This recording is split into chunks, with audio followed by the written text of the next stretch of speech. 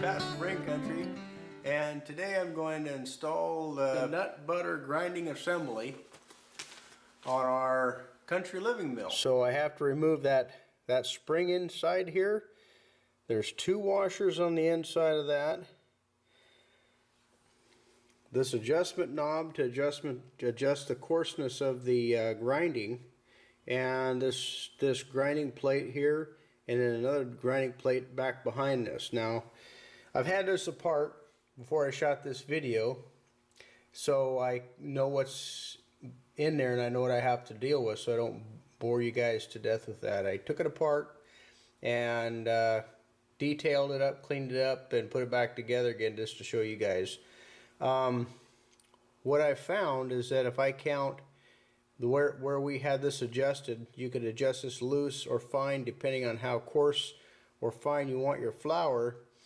And Mama Rain likes it in where it's adjusted right now. And I counted back where I have just the edge of this first thread on the shaft here, and I counted back from the shaft 5 threads back to where it disappears on this cast aluminum adjustment knob here. So I know where to set it. When I go to put this attachment back on, it's 5 thread heights all the way back. So I just spin this off.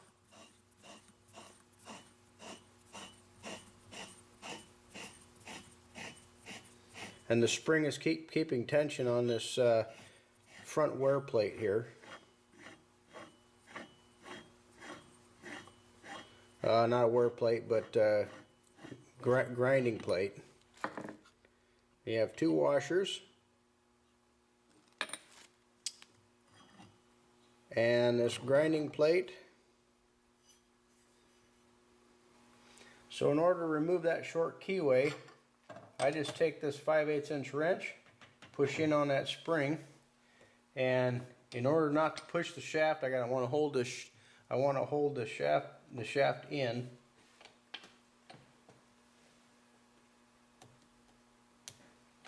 Now push in on that spring and remove that keyway. Then the spring will come out. It's kind of tricky because when you try to push that spring in, this shaft is free. There's nothing holding that shaft in. As you can see, those 2 washers in there, they have to come out. So you can reach in from the top where the auger is, and you can see the 2 washers are moved forward. Usually they're in the back here, but you can just push those forward.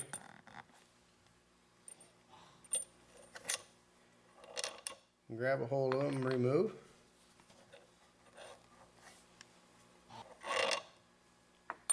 You need to have a 5/32 Allen screw to remove the 3 screws in this plate here, in this grinding plate. Now this grinding plate only goes in one way. And what I mean by that is your typical 3, you'd think you'd be able to twist that and it'd go on the same in every position. But actually, if you look closely at this distance between here and here is the same distance between here and here, but this distance is shorter. So this is a short distance and these 2 are the long distances. And so if you turn this up like that, that's how that goes on the mill itself, on the mill. So we got that all removed. So what they send you with is they send you with a 0.015 of an inch feeler gauge, or 0.38 millimeters.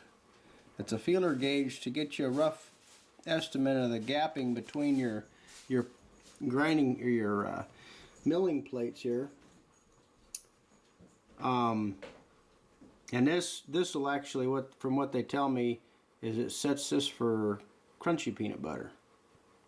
So if you want it finer than that, I suppose you tighten the you could tighten up the set screw on the back here to gauge the depth that this is going to be resting against the other grinding plate. So what you got is you have two grinding plates. This is the one on the outside, this is the one on the inside with a little hopper on the inside, and then you have an auger that the peanuts fall into and roll towards the grinder here. They also give you a Allen screw or Allen wrench that fits into the Allen screw here, that you can make adjustments with that. So we'll take all this in there and see if we can put it together. My first point of interest is taking these three little thumb screws and installing them. So the thumb screws go in place of where those other screws came out, or other bolts came out.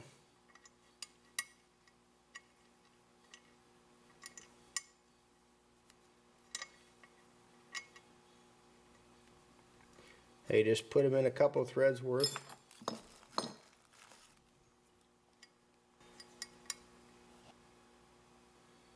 This plate goes into this center here with this little trough pointing straight up where it catches the peanuts coming down the auger. You rotate that in such a way that the thumb screws go in, and then you rotate it to the left so you can tighten the thumb screws up just finger tight, from what I understand on the instructions.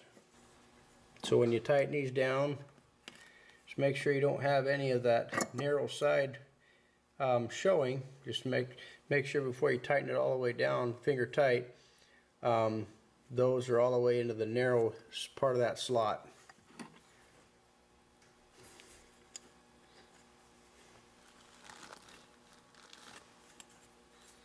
Okay, that's finger tight. Now you have to reuse the small key that goes into that keyway in there. I just put it in there, dropped it into the slot. Now you can see it on the back side, just barely see it. I have the Allen wrench and I just push the keyway, or the key, back into the keyway. And then I'll go down and just make sure it's set in there by pressing it down. So the next thing that goes on is this auger, and it goes this way.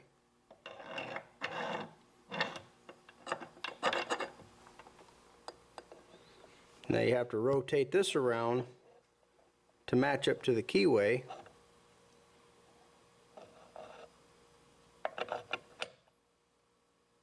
Okay, the next thing I tell you to do is put this on. This is the other side of that plate.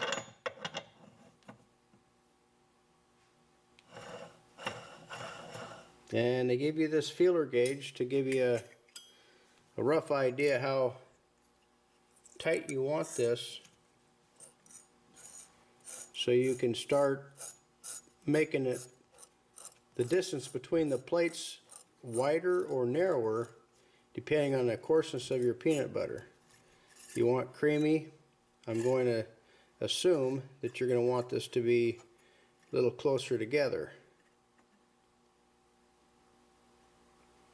So you tighten that down, just hand tight, and see, I can just remove that. And then I want to run this down. I want to run the Allen screw down in the end here.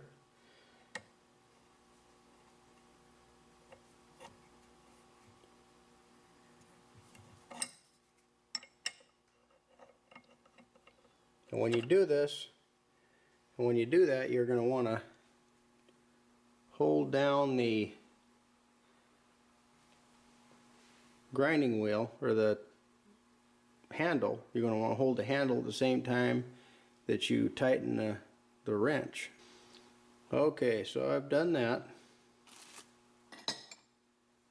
Now, theoretically, it's ready to grind peanuts.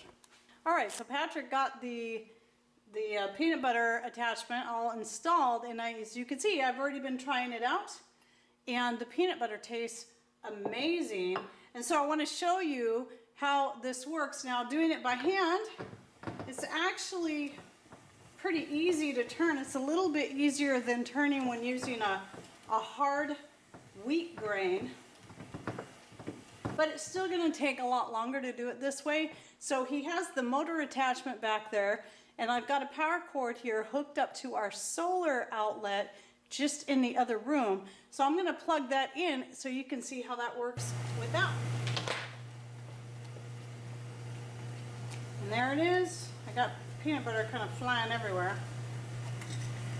Probably be better with a different kind of bowl. And we got these peanuts in town at the organic store when we went in there. I think it's just a matter of, you probably want to just turn it off every so often and then scrape that off. Because when I first did that little batch before I started the camera, I didn't have a problem with the peanut butter flinging. There it goes again. And of course, if you're grinding it by hand anyway, it's just not going to be an issue. Because you'll grind for a little bit and just scrape it off of there. And you can do this with any kind of nuts. You can use cashews, you can use almonds. There are some directions if you decide to get the nut butter attachment with each kind of nut.